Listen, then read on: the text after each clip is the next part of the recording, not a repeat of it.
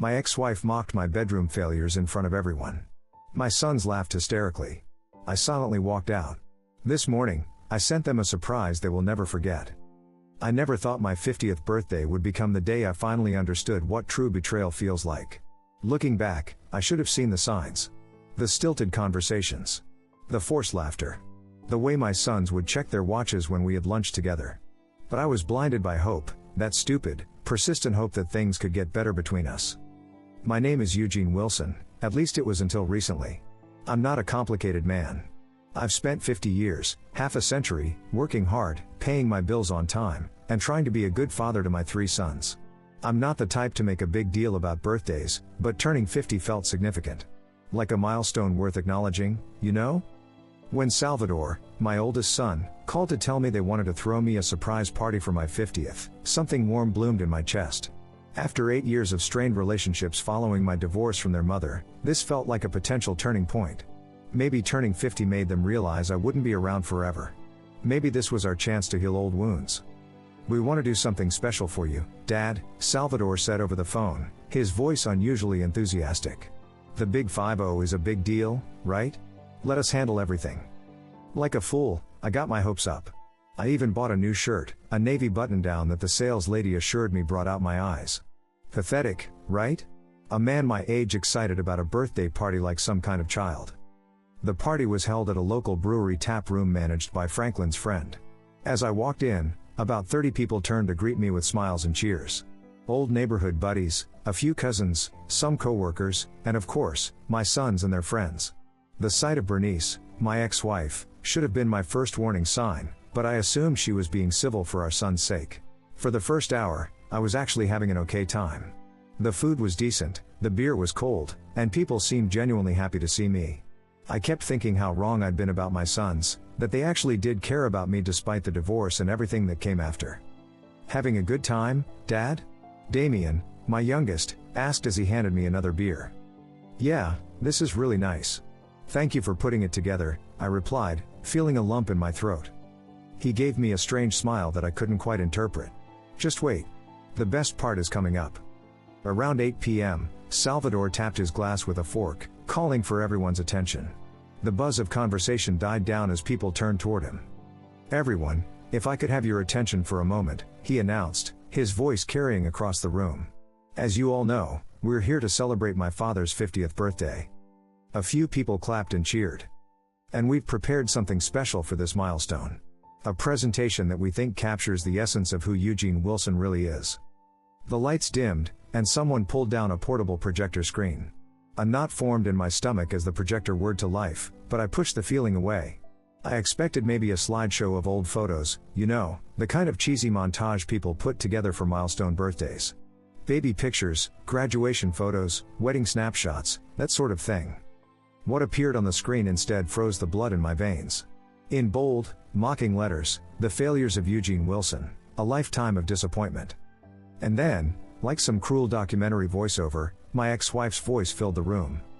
"Eugene Wilson," Bernice's recorded voice began, dripping with contempt. "Failed husband. Failed father. Failed man." What followed was 20 minutes of pure humiliation. A meticulously compiled highlight reel of every mistake I'd ever made. Photos of the used car I bought that broke down after 3 months. The time I got passed over for promotion at work.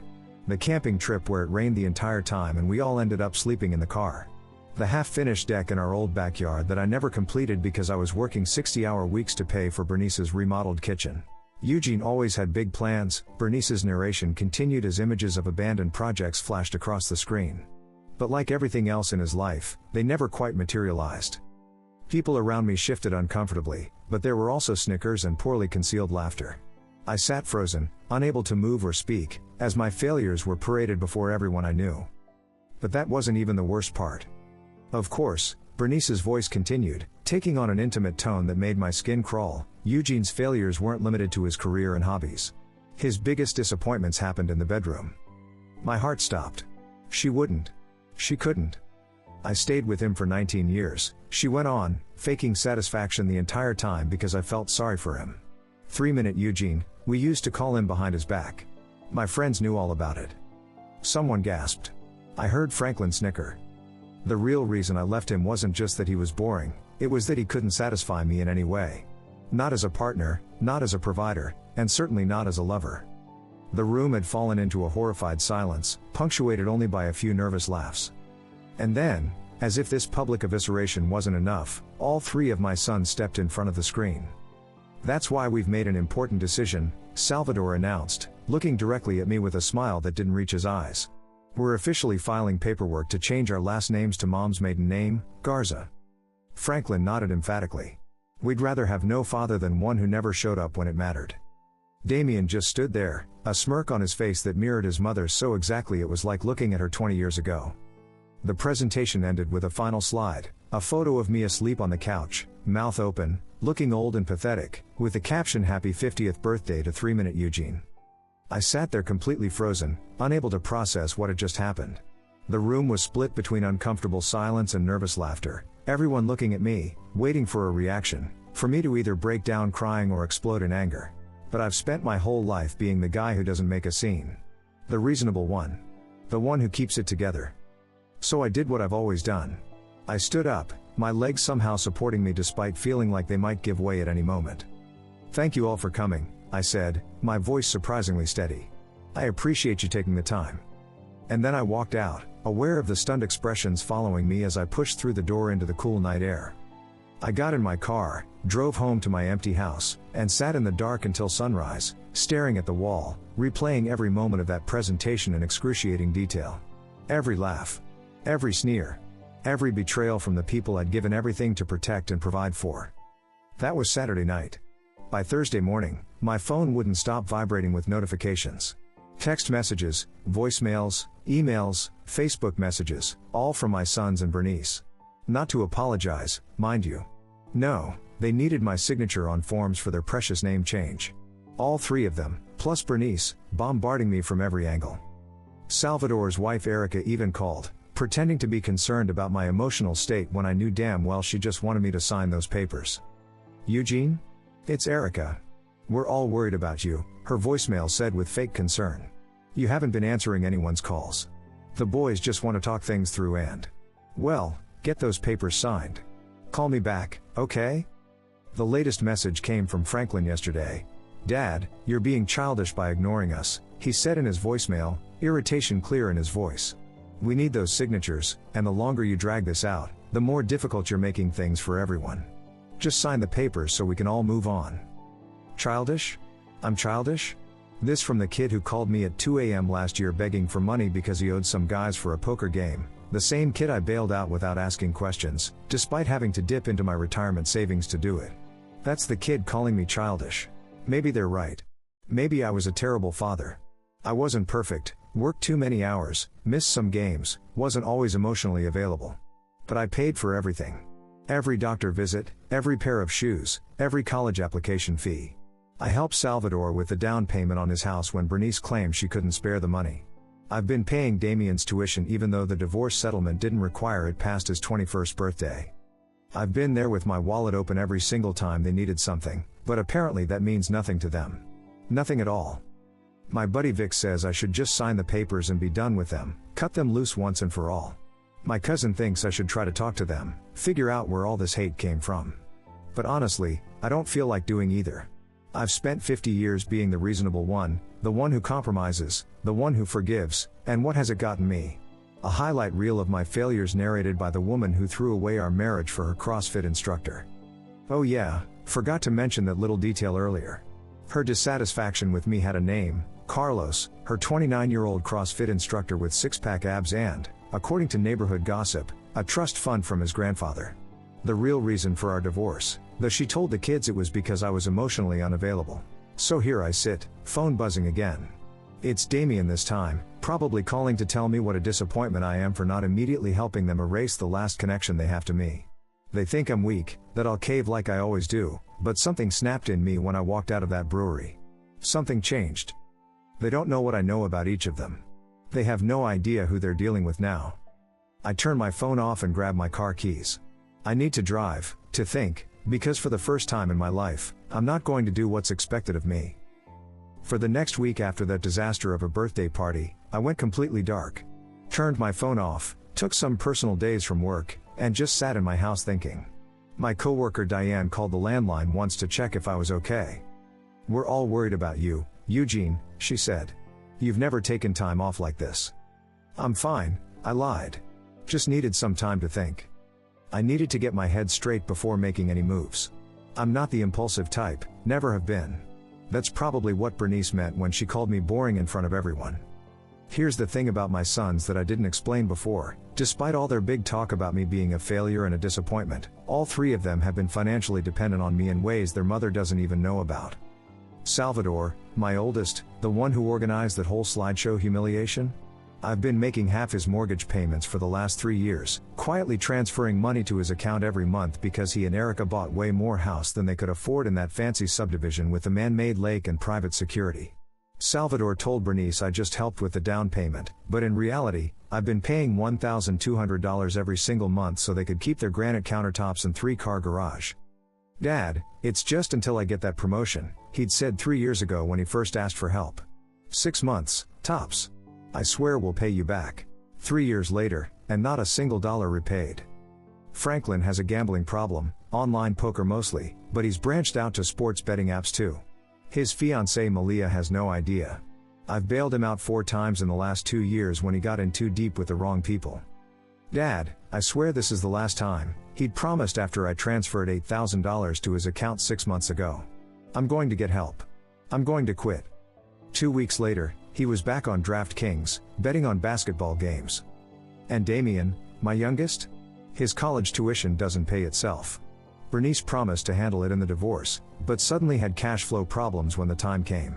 So guess who's been silently paying for his classes? Not to mention the rent on his apartment since he claimed he couldn't balance school and full-time work. "It's just too much pressure," he'd complained when his grades slipped. "If I have to work full-time and go to school, I'll flunk out." So I took on extra shifts to cover his rent. Cancelled my fishing trip with Vic to pay for his summer classes. Drove my old Toyota another year instead of replacing it so he could have spending money for books and meals. After sitting with my thoughts for a week, I finally started answering their calls. I played exactly how they expected, the defeated dad voice, all shaky, talking about how I just wanted to understand where I went wrong and still love them no matter what. Basically, I fed them exactly the pathetic reaction they were hoping for. "I just want to understand," I told Salvador, making my voice crack slightly. "Where did I go wrong with you boys?" "It's not just one thing, Dad," he replied, sounding so condescending it made my teeth hurt. "It's a pattern of behavior over years. But we can talk about it if you're finally ready to listen." They ate it up. I suggested we have dinner, just the family, to work through things and find closure. They agreed so fast it was almost funny. Salvador picked this overpriced Italian place near his house, probably assuming I'd pick up the check like always. The restaurant Salvador chose was exactly what I expected: white tablecloths, waiters in bow ties, and entrees that cost more than I used to spend on groceries for a week. But I didn't object. This was all part of the plan. I showed up looking like hell on purpose, hadn't shaved in days, wore an old wrinkled shirt, even messed up my hair a bit. The full sad sack routine. And wow, you should have seen how smug they all looked when I shuffled in. Bernice was already there, looking polished as ever in a blue dress I knew she'd bought specifically to wear for Carlos. She gave me this fake sympathetic look that made my skin crawl. "Eugene," she said, standing to air kiss my cheek like we were old friends. "You look well, we're glad you came." Salvador, Franklin, and Damien arrived together, all three of them dressed nicely, as if they were attending an important business meeting rather than having dinner with their father. They exchanged glances when they saw me, little smirks they thought I wouldn't notice. "Dad," Salvador said, extending his hand for a formal handshake instead of a hug. "Thanks for meeting us." The maitre d' led us to our table, and I noticed how the boys positioned themselves on either side of Bernice, presenting a united front against me. I sat alone on my side of the table, hunched slightly, playing the part of the defeated old man. "I ordered some wine for the table," Salvador announced as the waiter approached. "An $80 bottle," I noted. "On my dime, of course." Throughout the appetizers, they took turns explaining why they had to do what they did at the party, how it was allegedly for my own good so I could finally face reality. "The video was maybe a bit much," Franklin admitted, not sounding sorry at all. "But we needed to shock you into seeing the truth, Dad. You've been living in denial for years." "About what?" I asked, looking down at my plate as if ashamed. "About everything," Damien chimed in. About how you were never there for us growing up. About how you prioritized work over family. About how you couldn't keep mom happy. Bernice nodded sympathetically, reaching across to pat my hand with false compassion. It's not entirely your fault, Eugene.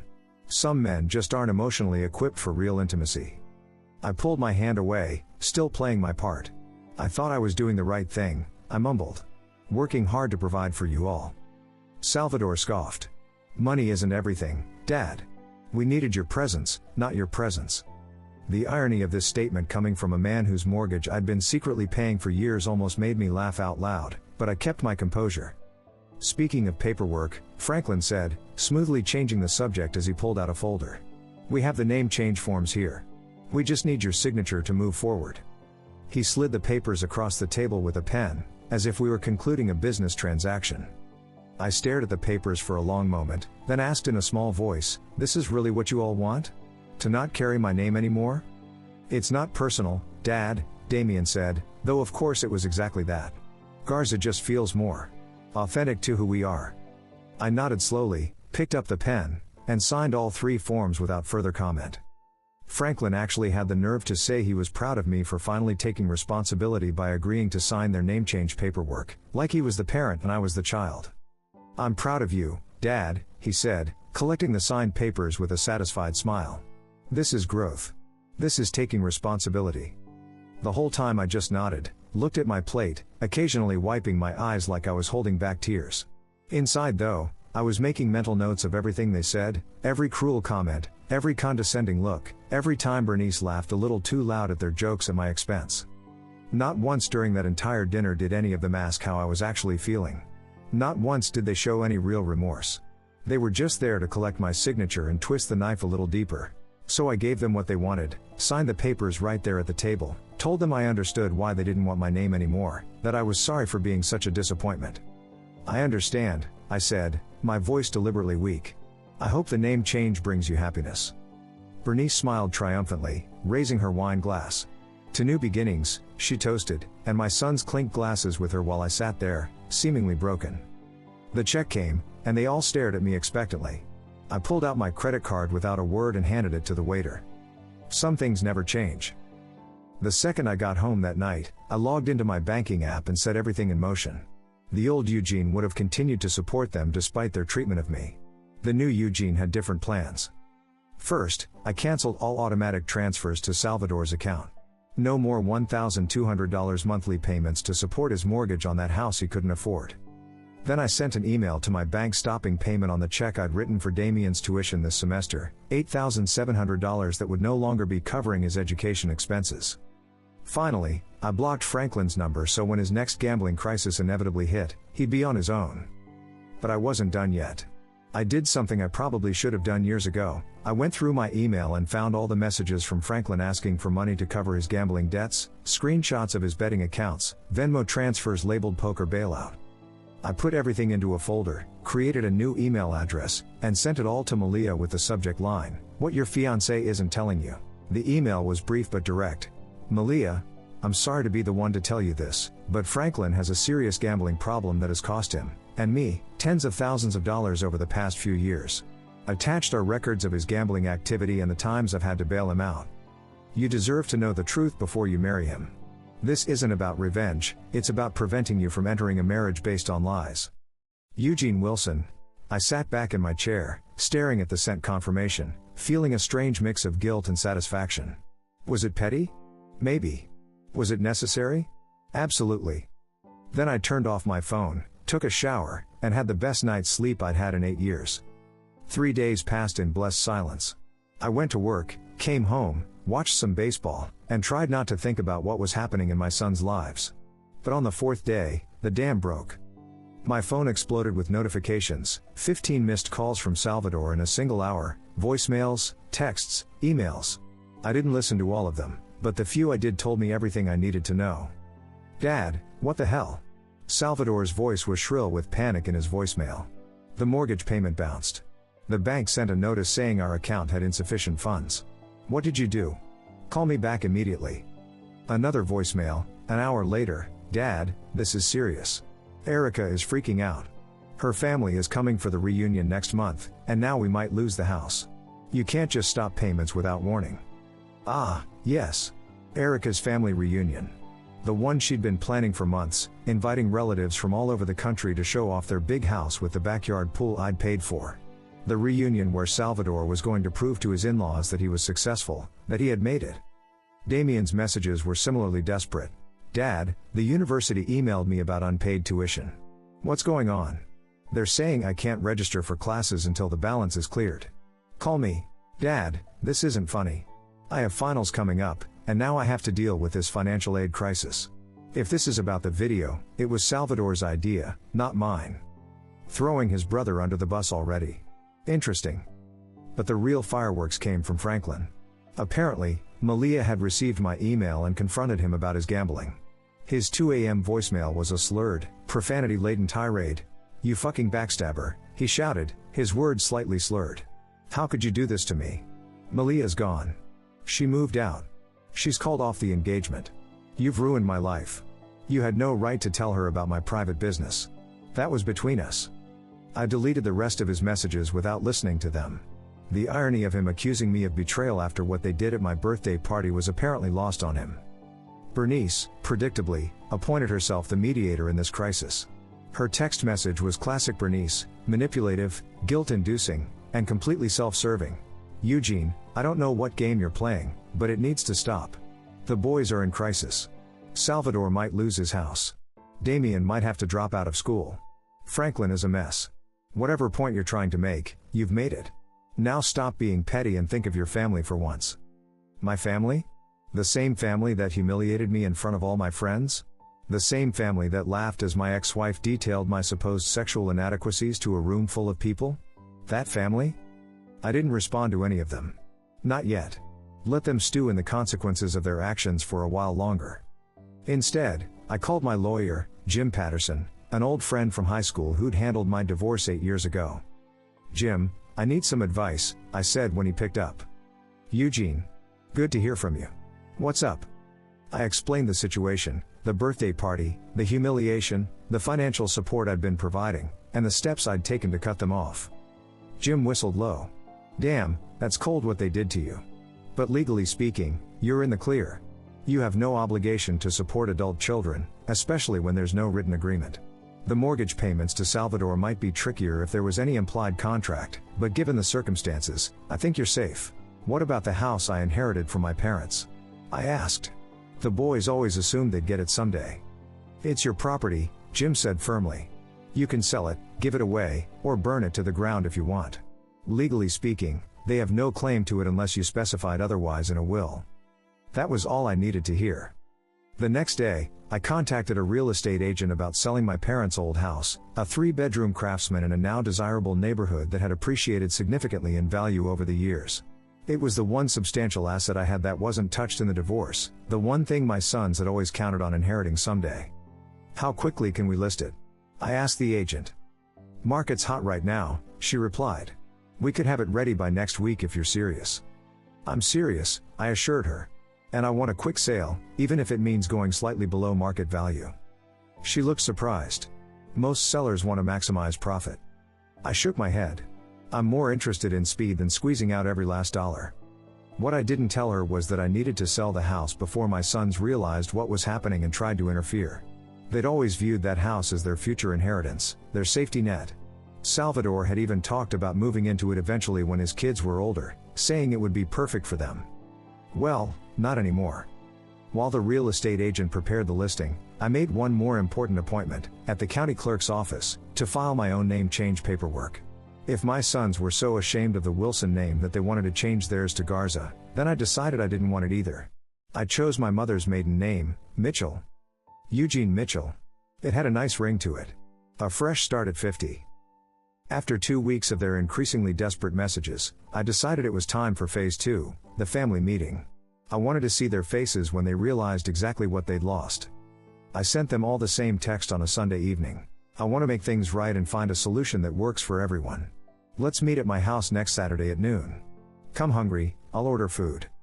The speed with which they all agreed was telling. Salvador replied within minutes. "We'll be there, Dad. Thank you for being reasonable about this. Franklin's response was similarly eager. Finally. Yes, we'll be there. We have a lot to discuss. Damien simply wrote, okay. Bernice, always needing to assert control, called instead of texting. Eugene, she said when I picked up, her voice artificially sweet. I'm so glad you've come to your senses. The boys have been beside themselves. I just want to fix things, I replied, making my voice sound tired and defeated. That's all any of us want, she said. We'll see you Saturday. I spent that Saturday morning cleaning my house, not because I cared what they thought of it, but because the routine helped keep my mind clear. I put fresh sheets on the guest bed even though nobody was staying over. Old habits die hard, I guess. I ordered a ridiculous amount of food from their favorite Chinese restaurant, Salvador's beef and broccoli, Franklin's General Tso's chicken, Damien's crab rangoon, and even Bernice's hot and sour soup. Cost me almost $100 with delivery fees and tip, but it would be worth it for what was about to happen.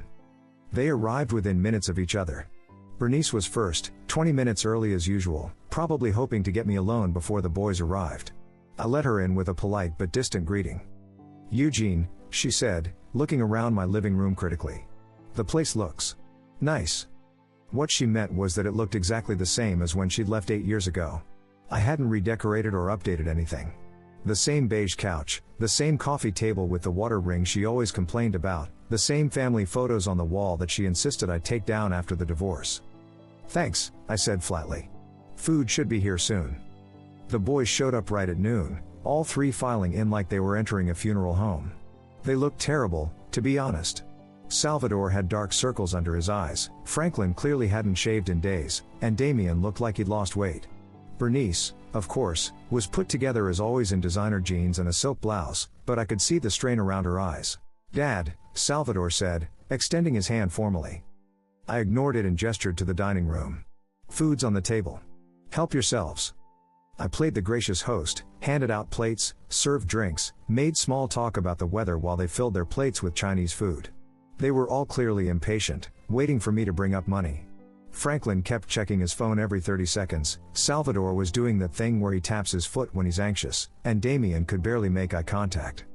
Once everyone had food and was seated, I said I had a special presentation I wanted to share with them. The look that passed between them was priceless, this mix of confusion and worry. Salvador actually flinched. A presentation? He repeated cautiously. Yes, I said, reaching for my laptop. Something I think you'll all find interesting. I connected my laptop to the TV using the HDMI cable that always takes me 3 tries to plug in correctly. Then I hit play.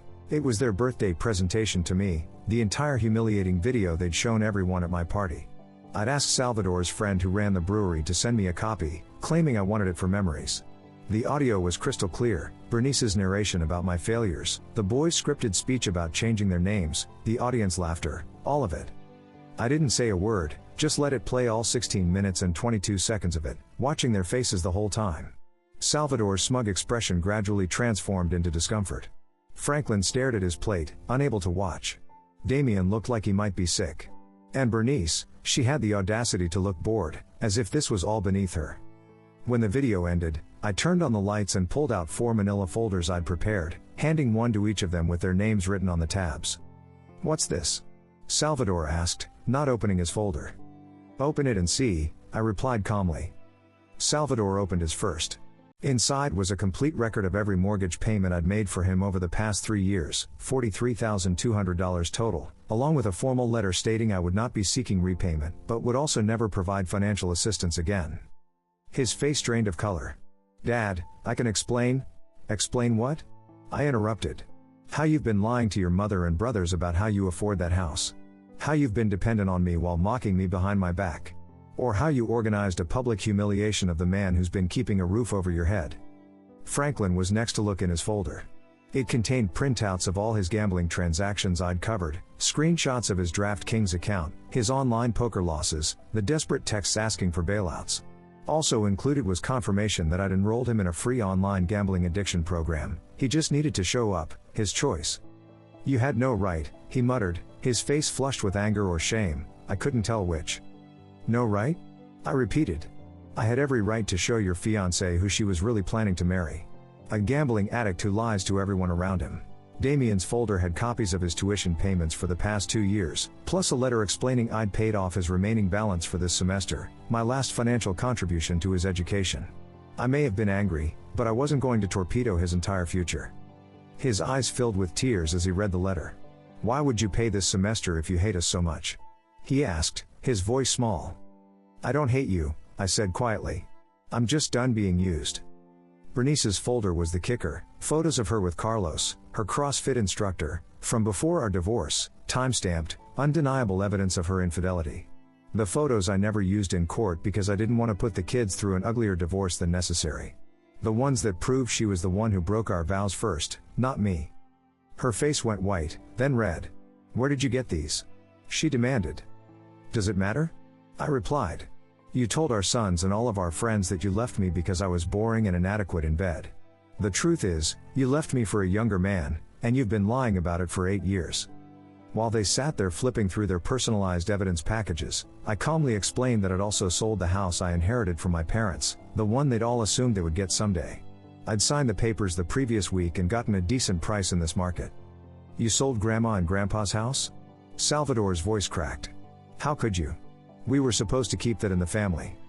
"You mean the family that publicly humiliated me?" I asked. "That family?" Then I pulled out one last document, my official name change paperwork. "You didn't want my last name anymore," I said, showing them the paperwork. "So I decided I didn't want it either. I've legally changed my name to Eugene Mitchell, my mother's maiden name, effective immediately."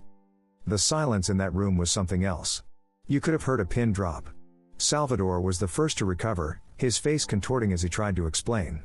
"Dad, the video was just a joke that went too far," he stammered, reaching for excuses. "We were just trying to lighten the mood." "A joke?" I repeated, my voice deadly quiet. "You call publicly humiliating me in front of everyone I know a joke?" Franklin jumped in. "We were just trying to motivate you to do better. To wake you up, you know? It wasn't meant to be cruel."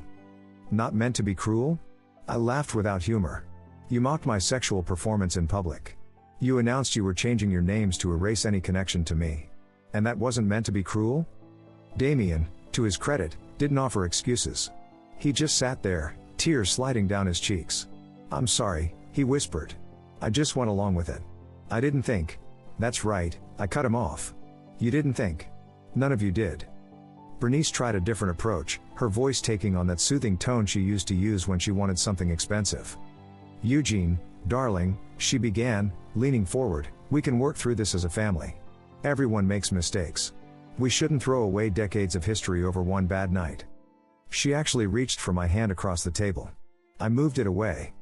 "We're not a family," I said simply. "Not anymore. You made sure of that." I stood up and grabbed my jacket from the back of my chair. "You're welcome to stay and finish your food," I told them, slipping my arms into the sleeves. "Lock the door when you leave." Salvador looked up, bewildered. "Where are you going?" I glanced at my watch. "I have a lunch date." This was true. I'd been seeing a woman named Audrey for a couple of weeks, met her in a Facebook group for hiking enthusiasts over 40. She was divorced too, with grown kids who actually respected her. We were taking things slow, enjoying each other's company without the pressure of grand expectations. "A date?" Bernice echoed, looking genuinely shocked. "With whom?" "That's no longer your business," I replied, heading for the door. "Hasn't been for 8 years. As I reached for the doorknob, Damien called out, "Dad, wait." I paused but didn't turn around. Can we talk sometime? Just you and me?" he asked, his voice small and uncertain. I considered this for a moment. "Maybe," I finally said. "But not today." And then I walked out, closing the door firmly behind me. It's been 24 hours since that confrontation, and my phone has been unusually quiet. Just one text from Damien asking if we could talk privately sometime. I'll probably say yes eventually. He's the youngest and most likely to have just been following his brother's lead. Salvador hasn't reached out at all. According to my neighbor Mrs. Finch, who happens to be friends with Erica's mother, they're frantically trying to get a loan to cover their mortgage. Apparently, the bank wasn't sympathetic to their sudden inability to make payments, especially since they're already 3 months behind on their credit card debt. The family reunion might need to be relocated. Franklin, I heard through the grapevine, has been staying at a friend's apartment since Malia left him. He's been telling people I'm having a mental breakdown, that I fabricated evidence of his gambling to sabotage his relationship. Nobody who knows him well believes it. Bernice has been suspiciously silent. No texts, no calls, no manipulative emails. I suspect she's recalibrating her approach, trying to figure out how to regain control of the situation. She never did like losing. As for me, I feel lighter. Not happy, exactly. There's too much grief for that. I've effectively lost my family, or rather, I've acknowledged the loss that happened years ago but that I was too stubborn to accept. That carries its own kind of pain. But beneath the sadness, there's something else, relief. Relief from the constant strain of trying to earn the approval and affection of people who were using me. Relief from the burden of supporting ungrateful adults who saw me as nothing more than a walking checkbook. Relief from pretending everything was fine when it so clearly wasn't. This morning, I met with my financial advisor to restructure my retirement plans. Without the financial drain of supporting 3 grown men, I suddenly have options I never considered before. Maybe I'll retire earlier than planned. Maybe I'll take that trip to Yellowstone I've always wanted but never did because Bernice thought camping was beneath us. Maybe I'll sell this house with all its painful memories and move somewhere new, somewhere without ghosts whispering from every corner. Audrey and I had coffee yesterday. She didn't ask about the family meeting, sensing I wasn't ready to discuss it.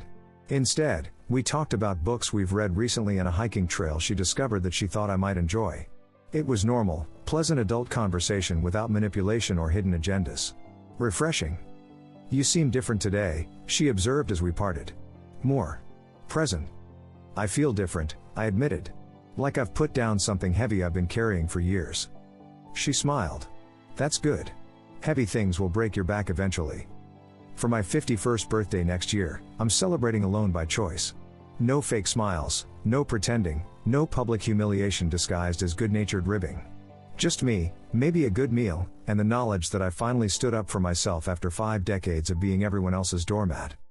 I'm not saying I handled everything perfectly. I'm not saying cutting off my own sons doesn't hurt like hell, it does, more than I can express.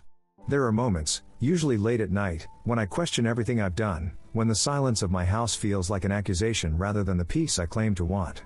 But for the first time in 8 years, no, probably longer than that, I feel like I'm not just somebody's ATM or emotional punching bag. I'm Eugene Mitchell now. Not Eugene Wilson the failure, the disappointment, the pushover. Just Eugene, a man starting over at 50 with the second half of his life still ahead of him. And something tells me it'll be the better half. The seasons have changed, summer fading into fall and then winter, and now spring is beginning to show its face again. My life has changed too, in ways I never could have anticipated when I walked out of that brewery on my 50th birthday. Salvador's house went into foreclosure 3 months after I stopped paying half his mortgage. He and Erica were forced to sell at a loss and move into a much smaller townhouse across town. His pride took a massive hit when he had to explain to Erica's family why the reunion had to be canceled. From what I hear through mutual friends, their marriage is strained but surviving. He hasn't attempted to contact me since our confrontation. Franklin hit rock bottom before he started climbing back up. After losing Malia and moving in with a friend, he went on a gambling bender that left him owing money to some genuinely dangerous people. He actually showed up at my door at 2 a.m. one night, drunk and desperate, begging for $15,000 to pay off some guys who were threatening him. "Dad, please," he'd sobbed on my doorstep. "They said they're going to break my legs. I don't have anywhere else to go." It was the hardest thing I've ever done, closing that door in my son's face. But I knew, that helping him would only enable more of the same behavior. "Get help, Franklin," I told him before shutting the door. "Real help. I sent you information about that gambling addiction program. Use it."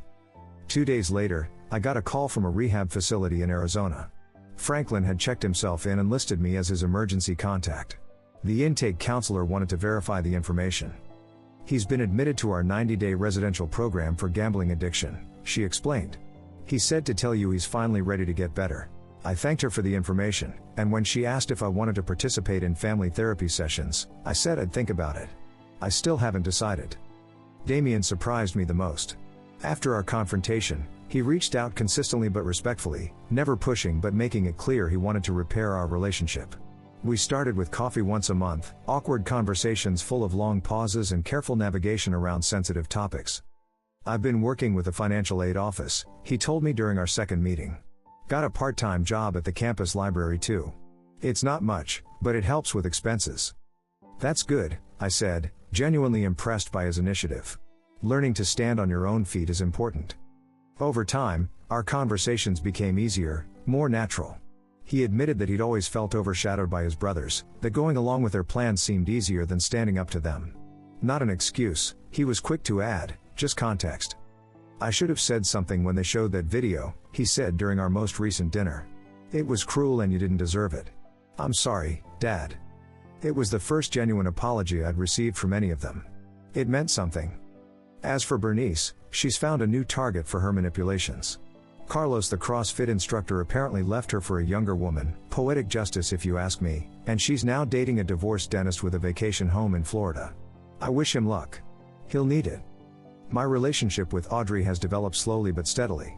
We've been officially dating for 5 months now, taking weekend trips to nearby state parks, trying new restaurants, watching old movies neither of us has seen. She's smart, independent, and refreshingly direct.